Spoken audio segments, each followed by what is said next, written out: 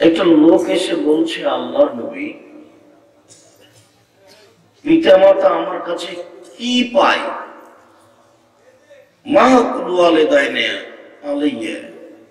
আমার উপরে আমার বাপ মা কি হক রাখে? আমি আমার বাপ মায়ের জন্য কি করতে পারি? তখন আল্লাহ রাসূল উত্তরে বলছেন, তারা দুইজন তোমার জাহান্নাম, তারা দুইজন তোমার জান্নাত। ওরাই তোমার জাহান্নাম, ওরাই তোমার জান্নাত। বাপ মা তোমার জাহান্নাম, বাপ মা তোমার জান্নাত। একজন সাহাবী এসে বলছে, আল্লাহর নবী, আমি যুদ্ধে যেতে চাচ্ছি মুসলিম সেনা হিসাবে, তো আপনার কাছে পরামর্শ নিতে এসেছি। তখন আল্লাহ রাসূল বলছেন, হাল্লাকা উম্মুন, তোমার মা আছে? তোমার মা? জি, আমার মা আছে। তখন আল্লাহ রাসূল বলছেন, আলজিম উম্মা, তোমার মাকেই ধরো, তোমার মায়ের কাছেই থাকো। ইন্নাল জান্নাতা তাহতা আকদামিল উম্মাহাত, নিশ্চয় জান্নাত মায়ের পায়ের নিচে। এই কথা ঠিক, নিশ্চয় জান্নাত মায়ের পায়ের নিচে, নিশ্চয় জান্নাত মায়ের পায়ের নিচে। তবে বাপ মায়ের দিকে সুনজরে তাকালে কবুল হজের সমান নেকি হয়, এ কথা মিথ্যা, এইটা ঠিক নয়। স্বামীর পায়ের নিচে স্ত্রীর বেহেশত জান্নাত, এ কথা ঠিক নয়। তবে স্বামীর সন্তুষ্টিতে জান্নাত, এ কথা ঠিক। রাসূল সাল্লাল্লাহু আলাইহি সাল্লাম বললেন, মহিলারা শোনো শোনো, পৃথিবীর মহিলারা, তোমাদের জন্য জান্নাত সহজ। পৃথিবীর মহিলা মানুষ শোনো, তোমাদের জন্য জান্নাত সহজ। পুরুষের জন্য জান্নাত সহজ নয়, ওদের অনেক কিছু করা লাগে। তোমাদের চারটে: এক, সালাত খামসাহা, 5 ওয়াক্ত সালাত আদায় করলো। 2, সমাত সাহারাহা, রমজান মাসে সিয়াম রোজা থাকলো। 3, আতাত বালাহা, স্বামীকে মেনে চললো, তিতা লাগলেও মিঠা লাগলেও। 4, আহসানাত ফারজাহা, নিজেকে হেফাজতে রাখলো, জেনা করলো না। এখন ও জান্নাতের 8টি দরজার যে কোনটা দিয়ে ঢুকতে পারবে। কাজ হলো 4টে। তার একটা আছে যে স্বামীকে মেনে চলল, তার মানে স্বামীর সন্তুষ্টিতে জান্নাত। 4টে জিনিস আছে যে মহিলার জান্নাত আছে তার। 4টে জিনিস আছে যার জান্নাত আছে তার। 1, 5 ওয়াক্ত সালাত আদায় করলো। 2, রমজান মাসে সিয়াম রোজা থাকলো। 3, স্বামীকে মেনে চললো, খারাপ লাগলেও মেনে চলতে হবে, আর নইলে খোলা তালাক নিয়ে চলে যেতে হবে। মন খারাপ করে মাস মাস কথা বলে না, 1 গিলাস পানি যদি চাই তো সামনে গিয়ে এভাবে থ্যাঙ্কস করে রেখে দেবে, ওটা হবে না। যে মানে এরকম করে হবে না। খারাপ লাগছে তবু আপনি তার সাথে ঘুমানো হয়ে যান, তার সাথে কথা বলেন। মধ্যে শয়তান ইবলিস আছে, দুইজনের মাঝে মধ্যে মাঝে মাঝে গন্ডগোল লাগাবে, এই কথাই ঠিক। যেহেতু আপনাকে স্বামীর সাথে থাকতেই হবে, তাহলে শয়তানকে সুযোগ দিচ্ছেন কেন? স্বামীর গালিটাকে মাথায় নিচ্ছেন কেন? স্বামী মারলো, এটা মাথায় নিচ্ছেন কেন? আপনি খালি বলেন আপনাকে আমি ভালোবাসি, আপনি যা বলেন বলেন, আমি আপনার পায়ের নিচে থেকে জান্নাত পেতে চাই, আমি আপনার সব কিছু করে দিব, আমার একটা কথা শোনেন, আর জানি কোনোদিন সিগারেট খাইন না, যাহাই বলিবেন তাহাই করিব, আমি সেবা করার জন্য প্রস্তুত রয়েছি, আমার একটা কথা শুনুন, আর জানি কখনো টিভিতে ল্যাংটা মেয়ে দেখবেন না, আমার একটা কথা শোনেন, আপনাকে আমি কত ভালোবাসি, আমার জীবনের সবচেয়ে ভালোবাসা মানুষ আপনি। আর এই কথা আল্লাহ বলছেন, তোমার বউ তোমার পোশাক, আর তোমার বউয়ের পোশাক তুমি, গায়ের কাপড় হলো স্বামী স্ত্রী, এই কথা আল্লাহ বলেন। এ দিয়ে আল্লাহ কি বুঝাতে চাইলেন? যে তোমরা পরস্পরের পোশাক। আল্লাহ বলছেন, অমিন আয়াতিহি আন খালাকালাকুম মিন আনফুসিকুম আজওয়াজান লিতাসকুনু ইলাইহা, আমি তোমাদের মধ্য থেকে তোমাদের স্ত্রীদেরকে সৃষ্টি করেছি যাতে করে তোমরা সেখানে শান্তি তৃপ্তি পাও। বউয়ের কাছে শান্তি আছে, মিষ্টি খেলে শান্তি নেই, দোকানপাটে থেকে টাকা ইনকাম করে শান্তি তৃপ্তি নাই, স্ত্রীর কাছে শান্তি তৃপ্তি আছে। এই জন্য তো আল্লাহ বলছেন, তোমার বউকে তো আমি সৃষ্টি করেছি তোমার শান্তি তৃপ্তির জন্য, তো বউকে তুমি স্কুল পাঠাচ্ছ কেন? বউকে কাজে পাঠাচ্ছ কেন? চাকরি করতে পাঠাচ্ছ কেন? বউকে চাকরি করতে পাঠালে শান্তি পাওয়া যায়? সবসময় পাশে থাকতে হবে, সাজগোজ করে থাকবে, লিপলে পুছলে হয় বাড়ি চাপায় নবাবগঞ্জের ভাষায়, আর সাজালে গুজালে হয় নারী। ওকে সাজগোজ করে রাখতে হবে, সুন্দর করে চোখের সামনে ঘুরবে। এটি আল্লাহ বলছে, এটি চারটা জিনিস মহিলারা যদি করে তাহলে জান্নাতে চলে গেছে।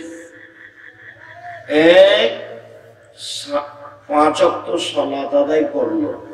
2, রমজান মাসে সিয়াম রোজা থাকলো। 3, স্বামীকে মেনে চললো। 4, জেনায় লিপ্ত হলো না। যদি ঘটে গিয়ে থাকে জেনা, তাহলে আজ থেকে বলতে হবে আর কোনদিন আমি জেনা করব না, তাহলে তার জন্য আছে জান্নাতুল মাওয়া। আল্লাহ বলছেন, ওয়ানাহা নাফসা আনিল হাওয়া ফাইনাল জান্নাতা হিয়াল মাওয়া। মানুষ, পুরুষ নারী যদি তার প্রবৃত্তিকে ঠেকাতে পারে আর যদি অশ্লীল কাজ না করে, তাহলে আমি আল্লাহ তাকে জান্নাতুল মাওয়া দিয়ে দিলাম। যাক, আমি ওইটাই চাচ্ছিলাম, জান্নাতুল মাওয়াটা তো আমি রেডি করেছি তোমার জন্য, তুমি খালি অশ্লীল কাজ করবে না, আর বলো যে আর করবো না, আমি তোমাকে দিয়ে দিলাম। আমি থাকবো, আমি তো তোমার জন্যই বানিয়েছি। অনাহান নাফসা আনিল হাওয়া ফাইনাল জান্নাতা হিয়াল মাওয়া। প্রবৃত্তিকে ঠেকালো যে, জান্নাতুল মাওয়া পেল সে। প্রবৃত্তিকে ঠেকালো যে, অশ্লীল কাজ করলো না যে, জান্নাতুল মাওয়া পেল সে। বাপ মায়ের পায়ের নিচে জান্নাত, এই কথা রাসূল সাল্লাল্লাহু আলাইহি সাল্লাম বলেন। আল্লাহ তাআলা বলেন, যখন তোমাদের পিতামাতা তোমাদের কাছে এসে পৌঁছবে, তখন তোমরা তাদের সাথে ভালো আচরণ করো।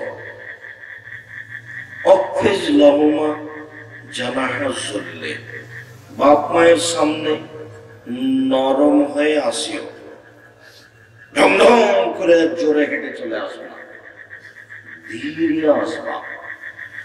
অকুল লাহুমা কওলান কারীমা, বাপ মায়ের সামনে নরম করে কথা বলিও। আব্বা আজকে কি বাজারে যেতে হবে? আম্মু আজকে কিছু বলছিলেন, আম্মু কিছু বলবেন? বাপ মায়ের সাথে নরম করে কথা বলো, বলো, দিন রাত বলো। আমি আব্দুর রাজ্জাক বিন ইউসুফ একটা পরামর্শ দিয়েছি, প্রত্যেক ফরজ সালাতের পরে সালাম ফেরার পূর্বে বলুন, রব্বির আরহামহুমা কামা রাব্বায়ানি সাগীরা। হে আমার প্রতিপালক, তুমি আমার বাপ মাকে দেখো, বাল্য অবস্থায় আমাকে যেভাবে দেখেছিল। এই কথাটার উপরে কালকে ময়মনসিংহে একটা ছেলে আপত্তি করেছে যে আব্দুর রাজ্জাক সাহেব, আমার বাপ মা আমাকে ছোটকালে ভালো করে দেখেনি, তাহলে কি এখন দেখবো? बेवकूफ नादम धागे उल्लू चौपट पट्टे कहकर बेगाए सोचे समझे बात कर रहा हूँ बेटा।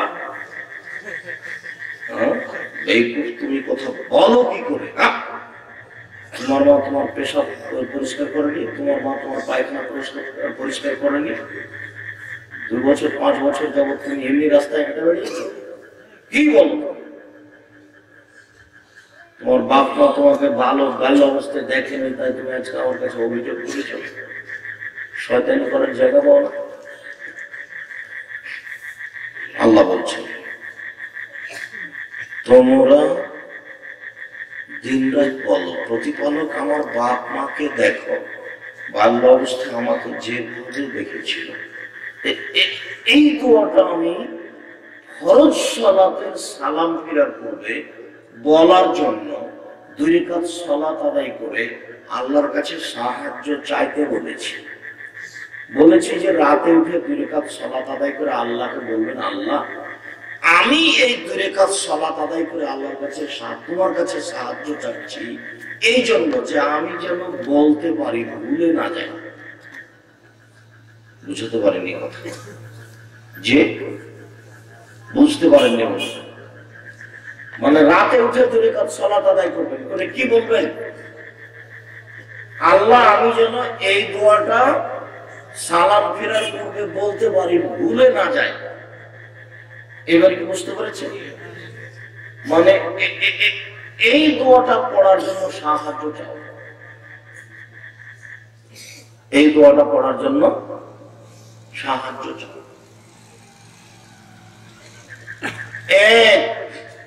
আল্লাহ তাআলা বলেন, তোমরা তোমাদের বাপ মায়ের সাথে ভালো আচরণ করো। 2 চলে যাচ্ছি, অবিদিল কুরবা, নিকট আত্মীয়। মনে রাখবেন, পৃথিবীতে সবচেয়ে নিকট আত্মীয় হচ্ছে ভাই। ভাই কিন্তু পরিবারের সদস্য নয়। টাকা পয়সা ইনকাম করে ভাইয়ের নামে লিখতে হবে না, করে না মানুষে। ভাই ভাই মুখামুখি বাপের জমি সমান সমান ভাগ করে নেয়। পরিবার হলো ছেলে মেয়ে, বাপ মা, স্বামী স্ত্রী, এই হলো পরিবার। আর ভাই ভাই হলো ভিন্ন পরিবার। তাই চাঁপাইনবাবগঞ্জে বলে ভাই ভাই ঠাঁই ঠাঁই। পৃথক পৃথক চাকরি করলে ও আর একই টাকা দেয় না। হয়তো বাপ মায়ের কারণে বলে যে ছোট ভাইকে পড়াতে হবে, সাইতে খরচ কম করে, এটা একটা সামাজিকতা, অনেকে করে, করে না। কিন্তু তারপরেও যখন ভাই বিবাহ করে তখন তার সংসার তার, এর সংসার এর। ভাই ভাই ভাই কিন্তু এক পরিবারের সদস্য নয়। পরিবার হলো বাপ মা ছেলে মেয়ে। বুঝাতে পারি না মনে হয়? তো সবচেয়ে কাছের আত্মীয় হচ্ছে ভাই। এর সাথে টিকে থাকা খুবই কঠিন। শয়তান তো আছে আছে, খালি বউ আছে। বউ খালি বলে যে তোমার বড় ভাইয়ের স্ত্রী এই করে সেই করে, কাজ করে না, লেগে আছে। যার জন্য আমি বলছি, একদিন মাঝে মধ্যে বলি যে আপনার 3টে ছেলে তো বিবাহ করেছে, জুদা করে দেন, ভিন্ন করে দেন। ওটার বিবাহ দিয়ে ভিন্ন করে দেন, ওটার বিবাহ দিয়ে ভিন্ন করে দেন। তখন আমার মা বলছে, তুই যেভাবে বলছিস তাতে তো বউয়েরা আরো বেড়ে যাবে, আরো শাশুড়িকে দেখবে না। তখন আমি বলছি, মা আপনি ভুল বুঝেছেন। তিন বউ যদি একসাথে থাকে তো খালি হিংসা করবে। ও বলবো ওই এক কাজ করুক, ও বলবো ওই এক কাজ করুক। তারপর আপনার মা তিন বউয়ের শাশুড়ি যদি বড় মাছটা বড় ভাইয়ের ছেলেকে দিয়ে দেয়, তখন আপনার স্ত্রী বলবে তোমার মা তো খালি তোমার বড় ভাইয়ের ছেলেকে ভালোবাসে, তোমার মা তো খালি তোমার বড় ভাইয়ের ছেলেকে ভালোবাসে। একদিন মাছের মাথাটা আমার ছেলেকে দিয়েছে, তোমার মায়ের স্বভাব আমি সহ্য করতে পারি, তোমার মাকে আমার খুব খারাপ লাগে। কত সমস্যা নেবেন আপনি? বিবাদন ভিন্ন করে দেন, বিবাদন ভিন্ন করে দেন। ও করে খেতে শিখুক, ও বউ নিয়ে থাকে, বউ নিয়ে সুখে থাকে। তাহলে বাপ মা ছেলে তিনটে এখন দেখুন কে নেই বাপ মা। আমি তো বলে দিয়েছি যে ছেলে তুমি বলবা আব্বা আপনি আমার কাছে থাকবেন, আম্মা আপনি আমার কাছে থাকবেন, বোনেরা আমার কাছে থাকবে, দুলা ভাই আমার কাছে থাকবে, ভাগনা ভাগ্নি আমার কাছে থাকবে, ফকির মিসকিন আমার বাড়িতে আসবে। 100 কেজি চাউল 150 চাউল রান্না নিষেধ করেছে। খবরদার 100-150 চাউল রান্না করবেন না। আপনাকে ফিরে যেতে হবে আপনার বাপের স্বভাবে, আপনার বউকে ফিরে যেতে হবে আপনার মায়ের স্বভাবে। আপনার মা ভাত রান্না করতো 16 জন মানুষের, আপনারা ছিলেন 10 ভাই বোন, আপনাদের বাড়িতে ছিল 2 জন কিষান কামলা, আর আপনার বাপের স্বভাব ছিল মসজিদ থেকে ফকির ধরে আনা। তো রাতে 2টা ফকির ধরে নিয়ে এসেছে, তাহলে 10 আর কিষান কামলা 2 জন, 12 আর ফকির 2 জন, 14 আর আপনার বাপ মা 16 জন মানুষের ভাত রান্না করতো আপনার মা। ঢেঁকিতে ধান ভেঙে কোনোদিন তাকে ভারী লাগে না। আর এখন আপনার বউ যেখানে রান্না করে সেখানে আছে ফ্রিজ, সেখানে আছে গ্যাসের চুলা। 10টার সময়তে আপনি মেহমান আমাকে নিয়ে গেছেন, গিয়ে বলছেন খালেদা উঠো তো একটু তরি তরকারি গরম করো তো, তখন আপনার স্ত্রী বলছে তুমি রাতে মেহমান নিয়েছো ঝামেলা পাকাও। এই বউকে তালাক দিতে হবে, এই চলবে না। আমি তালাক দিতে বলিনি, তবে পরামর্শ দিচ্ছি। তার মানে এর স্বভাব কেন এমন? আপনার এই কথাটা খালি চিল্লিয়ে বলেছে আপনার মা, সব তো 80 বছর বয়স ওই ঘরে ছিল, ওই ঘর থেকে উঠে এসে বলছে থাক বেটা থাক বেটা, বৌমাকে জাগেস না বেটা, আমি খানা বানিয়ে আমি রেডি করে দিচ্ছি, তরকারি আমি গরম করে দিচ্ছি, থাক বেটা বউ থাক। এখন আপনার মা এই কথা বলতে পারে? আমি মনে হয় বুঝাতে পারলাম না কথা। তা আপনার মা ঢেঁকিতে ধান ভেঙে পারে, তো আপনার বউ এটা রেডি করতে পারে না কেন? তার স্বভাব খারাপ হলো কেন? 150 চাউল রান্না করেছে, তো দুপুরে 2 জন মেহমান এসেছে, তখন স্বামী স্ত্রী বলা বলি করছে কি করবে কি করবে, যা চাউল রান্না করছি ভাত যদি মেহমানকে দাও তাহলে শেষ হয়ে যাবে, এক কাজ করো চানাচুর বিস্কুট দিয়ে বিদায় করবে। তো দুপুরের সময় মানুষকে চানাচুর বিস্কুট দিয়ে বিদায় করতে হবে? কোন হিসাব, কোন হিসাব? আমি বলেছি ½ কেজি, 1 কেজি, 1.5 কেজি। আপনার মা চাউল রান্না করতো 3 কেজি থেকে 5 কেজি, আর আপনি রান্না করবেন 1 কেজি, 1.5 কেজি রান্না করবেন। সারাদিন ফকিরে খাবে, মেহমানে খাবে, রাতে গরুতে খাবে। 150 চাউল রান্না করা কোন স্বভাব? আপনি বলবেন আপনার বাপ মাকে আমার বাপ মা আমার কাছে থাকবে, বোনেরা আমার কাছে আসবে, ভাগ্নে ভাগ্নি আমার কাছে আসবে, চিন্তা করবেন না। 6 মাস খেতে দেন, দেখবেন টাকা পয়সা বেশি হয়ে গেছে। আমার মা বলছে তো বাড়ির নাম মেহমান খানা। ঠিক বলেছেন আম্মা, বাড়ির নাম মেহমান খানা। হিন্দু মুসলমান বৌদ্ধ খ্রিস্টান আসবে থাকবে খাবে, কোনো সমস্যা নেই। আপনিও না কালকে গিয়ে দেখেন, সপরিবারে চলে যাবেন, 3 মাস থাকবেন। 3 মাস থাকার পরে যদি সরিষার সম পরিমাণ পর্দার ব্যতিক্রম দেখা যায়, জাতির সামনে কথা বলবো না। 90 সাল থেকে বলছি, নতুন বলিনি, আল্লাহ তুমি মাফ করো, নতুন বলিনি, আজকে বলছি। আল্লাহে আল্লাহর কসম, আল্লাহে আল্লাহর কসম, আল্লাহে আল্লাহর কসম, 90 সাল থেকে এখন পর্যন্ত কোনোদিন আমি অপ্রয়োজনীয় কোনো বাক্য বলিনি, আমি কোনোদিন কেসা কাহিনী বলিনি। 90 সাল থেকে নিয়ে এখন পর্যন্ত আমি কোনোদিন মানুষের কাছে পথ খরচ পাতেও চাইনি। সম্মানিত তিনি ভাই বোন, স্বভাব কেন এমন? ভাইয়ের সাথে ভালো আচরণ করবেন, বইয়ের কারণে ভাইয়ের সাথে ভালো আচরণ কেটে গেছে। আমাদের গ্রামে 2 ভাই গন্ডগোল করে জিনিস ভাগ করতে করতে ঢেঁকিটাকে কেটে ভাগ করে গেছে। তো ঢেকে যদি কেটে ভাগ করে নেয় তাহলে এটা কি হলো শেষে? খড়ি। যখন স্বভাব হলো পিতা মাতার সাথে ভালো আচরণ করো, অবিদিল কুরবা নিকট আত্মীয় ভাইয়ের সাথে ভালো আচরণ করো, এতামা এতিমের সাথে ভালো আচরণ করো, যা আলোচনা করব। অল মাসাকিন মিসকিনদের সাথে ভালো আচরণ করো। ফকির মিসকিনকে খেতে দিতে হবে, ফকির মিসকিনকে খেতে দিতে হবে। সম্মানিত দিনী ভাই বোন, মিসকিনের সাথে ভালো আচরণ করুন। আল্লাহ নবী বলছেন জান্নাতে কতগুলি এত দামি দামি ঘর আছে, ইরা জাহিরা মিন বাতিনা ওয়া বাতিনা মিন জাহিরা, বাইরে থেকে ভিতর দেখা যায়, ভিতর থেকে বাইরে দেখা যায়, এখানে টক টক টক টক টক করছে, খুব দামি পদার্থ দিয়ে তৈরি সেই জান্নাত। তখন সাহাবীগণ বলছেন লিমান হাজিহি, এত দামি ঘর কে পাবে? তখন আল্লাহ রাসূল বলছেন আতা তোমা, যে ফকির মিসকিনকে খেতে দেয় সে পাবে। আগের হাদিসটা ভুলে গেলে মনে হয়, ওটা কিন্তু বুখারী মুসলিম। মানুষের জীবনে সবচেয়ে ভালো কাজ কি? ফকির মিসকিনকে খেতে দাও, ভুলে যাবেন না। তাহলে যদি বলেন যে তাহলে আর বক্তব্য বেশি বলিয়ে নি, একটাই মনে রাখবেন, আমি এখন সালাম দেব। মানে মনে এক খেলা আমার দিকে চেয়ে থাকবেন, 19 বিষয় নেই, আমি আপনার জন্য এসেছি, আমার কোনো স্বার্থ নেই। আমি এখন কথা বলছি, আপনি যদি আবার কোনো কাজ করেন তাহলে আপনাকে ভালোবাসেন, আপনাকে আমি ঘৃণা করি। আপনি আমাকে ডেকে নিয়ে এসছেন একটু কথা শোনার জন্য আর জানার জন্য, তাই এখন কথা বলবেন কেন আপনি? আমরা এখন দোকান পাট কাজ কর্ম কোনটাই চলবে না।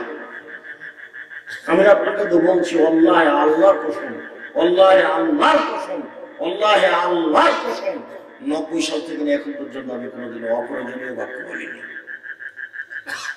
কিসসা কাহিনী আমি জীবনে কোনোদিন বলিনি। আমার জীবনে কোনোদিন আমি কণ্ঠস্বরে বক্তব্য দিইনি। বলেছি কণ্ঠস্বরে বক্তব্য দেওয়া জায়েজ নয়। কোনো আয়ের বেটা বলে না কেন যে চলবে? বক্তব্যের একটা সুন্নাত আছে। এটা খাতাবা, যখন আল্লাহ রাসূল বক্তব্য দিতেন অমরাতাইনাহু, তার দুই চোখ লাল হয়ে যেত, অস্তদাকা যাবহু, রাগ বেশি হয়ে যেত, ওয়ালা সাউতুহু, কণ্ঠ উঁচু হয়ে যেত, কান্না মঞ্জুর যায়, যেন তিনি সৈন্য দলকে ধমক দেখাচ্ছেন, এই এই করতে হবে সেই করতে হবে। এটাই ছিল তার বক্তব্যের গতি। কুমিল্লাতে একজন বক্তাকে উপস্থাপনা করছে, ডাকছেন, এখন আপনাদের সামনে বক্তব্য দিবে, এইরকম করছে কেন? এটা গতি চলবে না, এটা জায়েজ নয়। কণ্ঠস্বরে বক্তব্য জায়েজ নয়। সবাই করছে তো কি করবো বলেন? আমি তো বলে আসছি সবসময়, হাদিস তো বুখারী মুসলিম। সবচেয়ে দামি ঘর কে পাবে? ফকির মিসকিনকে খেতে দেয়। যে সবচেয়ে দামি ঘর কার জন্য? আল্লাহ নবী যারা ফকির মিসকিনকে খেতে দিল তার জন্য। আবু হুরায়রা রাদিয়াল্লাহু তাআলা আনহু বলেন রাসূল সাল্লাল্লাহু আলাইহি ওয়াসাল্লাম বলেছেন আস-সাইয়ালাল আরমালাল মাসাকিন, মানুষ যদি ফকির মিসকিনকে খেতে দেয় তাহলে এক কাজে 3 নেকি। এক কাজে 3 নেকি। এক, কাল মুজাহিদ ফি সাবিলিল্লাহ, আল্লাহর পথে জিহাদ করলে যত নেকি হয়, ফকির মিসকিনকে খেতে দিলে তত নেকি হয়। 2, ওয়াসাইম লা ইফতির, নিয়মিত রোজা থাকলে, বৃহস্পতিবার সোমবার সিয়াম রোজা থাকলে, প্রতি মাসে 13, 14, 15 রোজা থাকলে, আরাফার দিন রোজা থাকলে, মুহররমের 2 দিন সিয়াম রোজা থাকলে, শাওয়ালের 6 দিন সিয়াম থাকলে যত নেকি হয়, ফকির মিসকিনকে খেতে দিলে তত নেকি হয়। সুবহানাল্লাহ। 3, কায়েম লা ইয়াখতুর, নিয়মিত তাহাজ্জুদ পড়লে যত নেকি হয়, ফকির মিসকিনকে খেতে দিলে তত নেকি হয়। মনে থাকবে না মনে হয়? তিনটে, এক কাজ করলে তিন নাকি, এক কাজ করলে কয় নাকি? তিন নাকি, তিনজনের সমান। আল্লাহর পথে যুদ্ধ করে যত নেকি পাবে, রাতে তাহাজ্জুদ পড়ে যত নেকি পাবে, দিনে রোজা থেকে যত নেকি পাবে, আমি ফকির মিসকিনকে খেতে দিলে তত নেকি পাবো। এক কাটি আমি অনুবাদক, এটা মোহাম্মদ সাল্লাল্লাহু আলাইহি ওয়াসাল্লাম বলেছেন। আমার এখানে কিছু কম করে বেশি করে বলার কথা নয়। তুমি এই কথা 1450 বছর পূর্বে বলেছেন। হাদিস বুখারী মুসলিম। বুখারী মুসলিম মানে আম গাছে চাঁদ ধরতে পারে, ধরে না। অমাবস্যার রাতে চাঁদ উঠতে পারে, উঠে না। শুয়ের ছিদ্র দিয়ে লাঙ্গলের ফল ঢুকতে পারে, ঢুকে না। শুয়ের ছিদ্র দিয়ে লাঙ্গলের ফল ঢুকে যেতে পারে, আম গাছে চাঁদ ধরে যেতে পারে, অমাবস্যার রাতে চাঁদ উঠে যেতে পারে, এগুলো ঘটে যেতে পারে।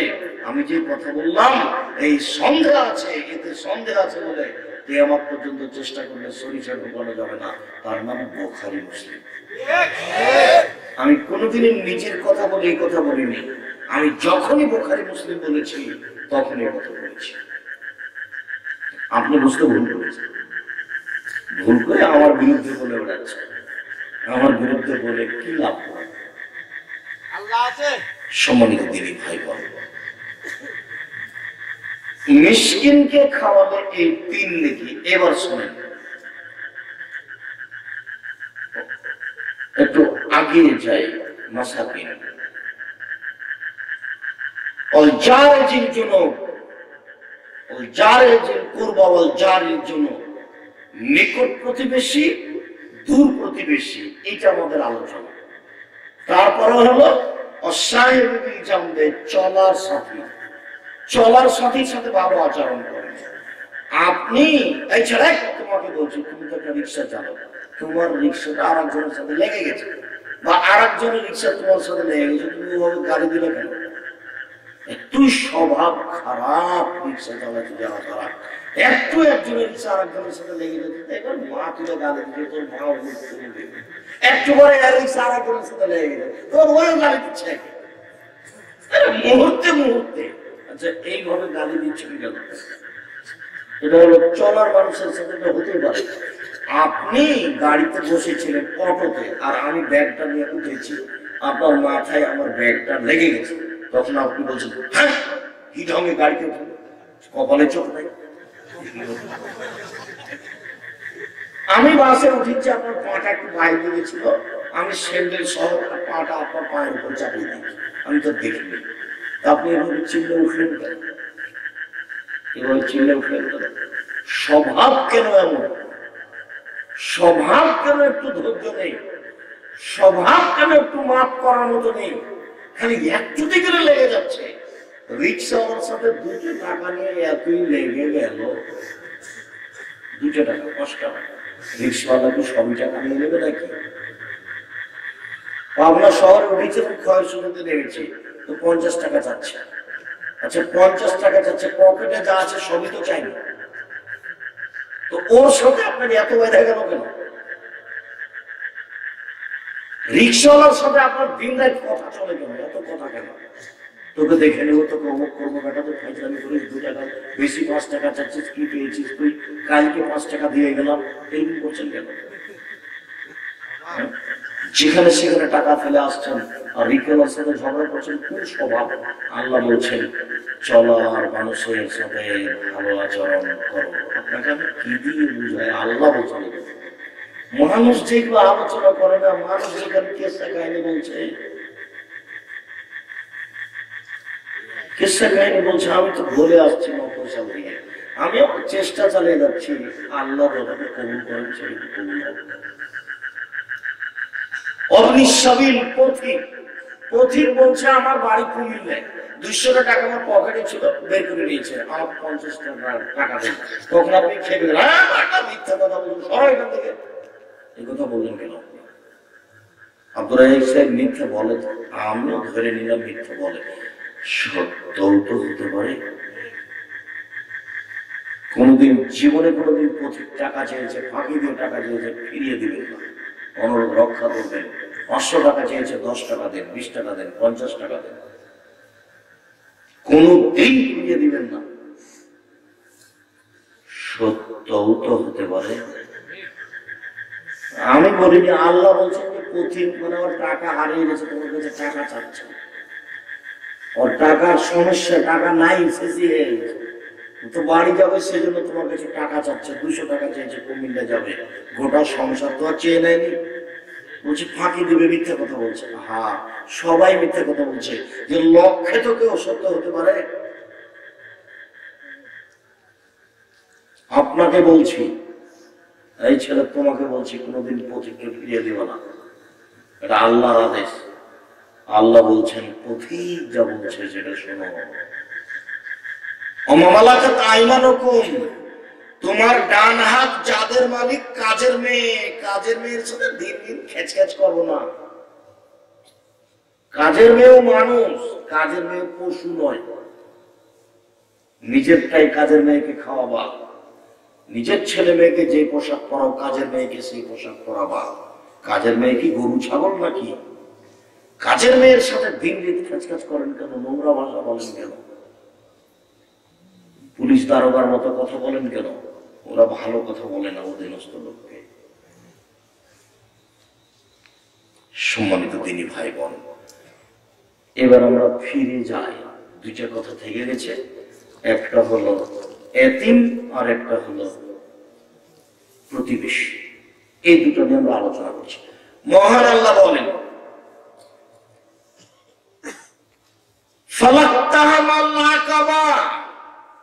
দুর্গম গিরিপথ অতিক্রম করতে পারলো না। মুহাম্মদ সাল্লাল্লাহু আলাইহি ওয়াসাল্লাম, আপনি কি বলতে পারেন দুর্গম গিরিপথ কি? আপনার কি জানা আছে দুর্গম গিরিপথ কাকে বলে? আমি বলি ফাক্কু রাকাবা, তা হলো দাস দাসীকে টাকা দিয়ে মুক্ত করে দেওয়া। দাস দাসী দেশে নেই। পরেরটা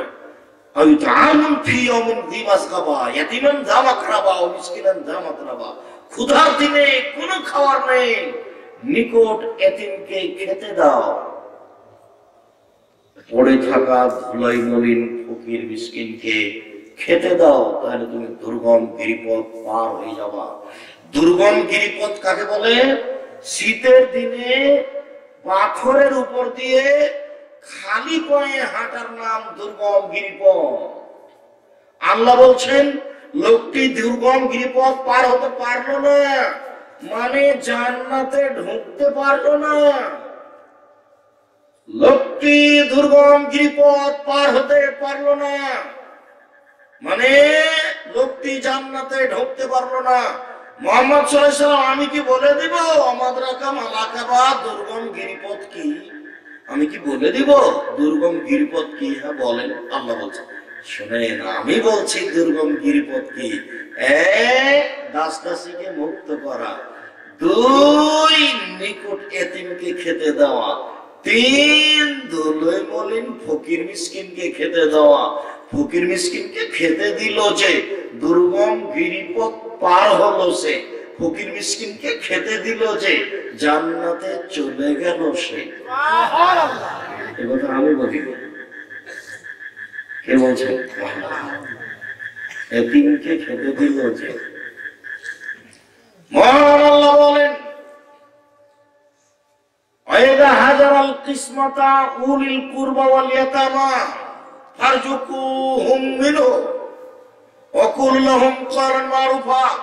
পৃথিবীর মানুষ জমি জায়গা ভাগের বাপের ভাগ করবা যখন, তখন যদি ফকির মিসকিন এতিম চলে আসে, পৃথিবীর মানুষ শোনো, গাছ থেকে ফল নামাবা যখন, তখন যদি ফকির মিসকিন এতিম চলে আসে, পৃথিবীর মানুষ শোনো শোনো, জমি জায়গা থেকে ধান উঠিয়ে গম উঠিয়ে মেরে বাড়িতে নিয়ে আসবা যখন, তখন যদি ফকির মিসকিন এতিম চলে আসে, তাকে কিছু দিয়ে দাও। আল্লাহর আদেশ। যদি দিতে না পারো, কুলু কওলান মারুফা, একটু ভালো কথা বলো। ধান ভাগ করছি, ধান মারছি, এখানে চাওয়ার জায়গা পাস না, গাছ থেকে ফল নেওয়াচ্ছে, এখন তোকে ডাকলে পরে যা গাছের নিচে আসছিস কেন? আর কেউ কেউ বলছে লাগিয়ে খাগা, গাছ লাগিয়ে গাছের নিচে আমার এক চাচা বলতেন, আল্লাহ তাকে মাফ করতো, লাগে এখানে আল্লাহ তাকে রহম। আল্লাহ বলছে যদি দিতে না পারো, চলে এসেছে, তখন কি বলবে তাকে? একটু ভালো কথা বলো।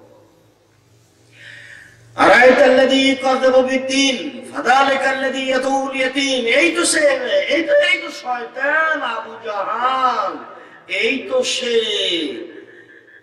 বিচারের দিনকে অস্বীকার করত, এতিমকে গালা ধাক্কা দিয়ে বের করে দিত, এতিমকে খাদ্য দেওয়ার ব্যাপারে মানুষকে উৎসাহিত করত না। আল্লাহ তাআলা বলছেন, فَأَمَّا الْيَتِيمَ فَلَا تَقْهَرْ وَأَمَّا السَّائِلَ فَلَا تَنْهَرْ। পৃথিবীর মানুষ কখনো এতিমকে ধমক দিবা না, পৃথিবীর মানুষ কখনো ফকির মিসকিনকে তিরস্কার করো না, পৃথিবীর মানুষ কখনো ফকির মিসকিনকে তিরস্কার করো না, ধমক দিও না। পৃথিবীর মানুষ কখনো এতিমকে কঠোর ভাবে কথা বলো না।